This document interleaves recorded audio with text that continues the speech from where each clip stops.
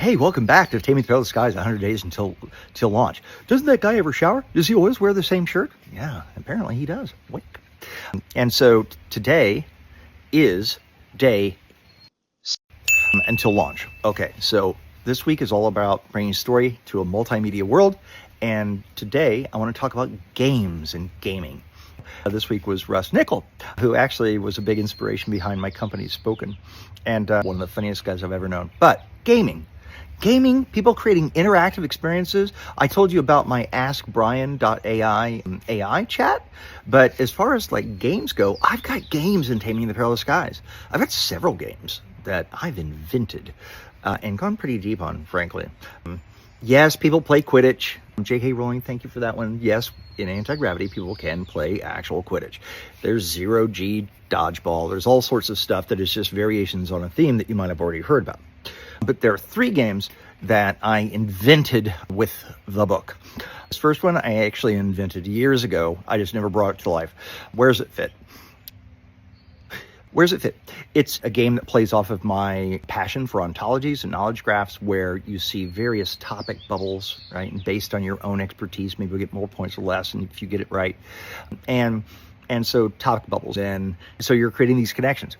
But while you're building these connections into the game, you're getting points and being rewarded and having fun doing it. You are building an ontology that's actually used as the knowledge graph that drives all of our digital experiences. And that's explained in the novel. So where's it fit? I actually threw in the novel, which is pretty fun. And Eric Woods, my main character's son, plays it with his cousin Luke. And what's the other game that they play? The other game that the kids play is Magma Mania. And so you answer trivia questions in order to formulate a physical object. So it's all done through holography. And as soon as you have an object like a dinosaur, say, and you know what it is and you start building it, your opponent has to try to break that object apart, okay, and torpedo it, break it apart.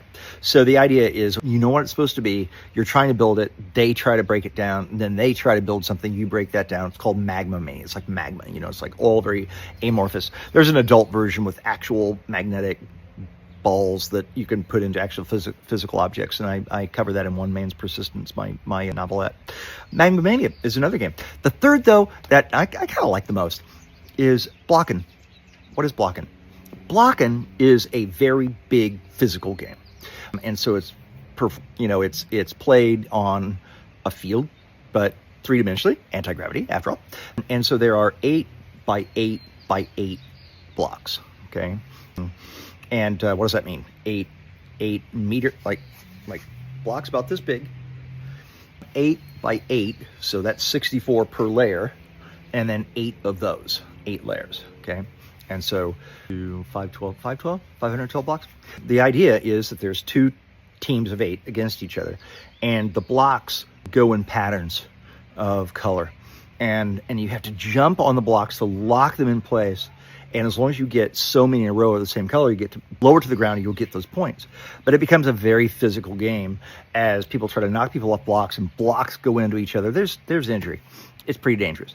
But it's also it's really cool to think about. I don't go deep on blocking in Taming the Perilous Skies.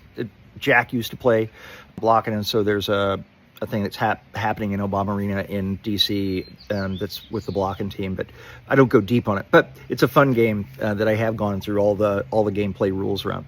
So gaming, creating an interactive game itself to support the book. I've got 3 games there that are unique to the book. Only 2 of them, I guess, Magma Mania and Where's It Fit, would lend themselves to some sort of actual game. Blocking, not so much. Kind of have to have anti-gravity for that. I suppose you could play it, on a screen with others. I don't know. I have to think about that. Massive multiplayer game. That's today's topic, and that is gaming to support your novel. And that was a lot longer than I thought it would be. There you go. I'll be back tomorrow, wink, with another topic.